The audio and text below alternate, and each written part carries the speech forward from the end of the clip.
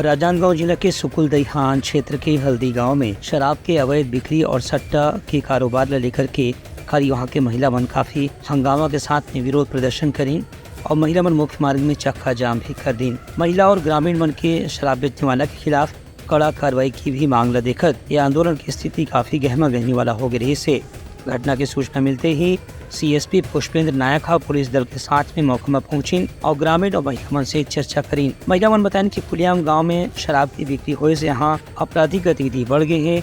एक संगे संग बेधड़क सट्टा के भी कारोबार चलत है।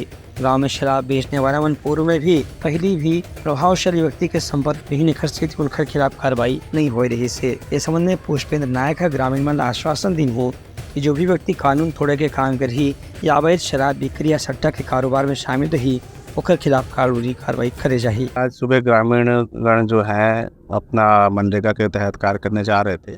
वहाँ पे कुछ असामाजिक तत्वों द्वारा वहाँ पे शराब का सेवन करके डिस्पोजल और बोतल वगैरह छोड़ दिया गया था, जिसको लेके ग्रामीणों का रोष था। और उन पर ये भी आरोप था कि इस गांव में दारू की बिक्री बढ़ गई है और इस पर रोक लगाई जाए और छोटपुर सट्टे की शिकायत थी, उस पर रोक लगाई जाए। इनको लेके ग्रामीणों का उन्होंने आज आक्रोश बाहर आया। उनको जाकर हमने समझाइश दी है और आश्वासन दिया है कि बिल्कुल आपका गांव हमारा शराब और सट्टा से मुक्त हो जाएगा। गांव के लोगों मन जब सीएसपी से आश्वासन प्राप्त करें उसके बाद आंदोलन समाप्त करें। Bureau report Telangana news.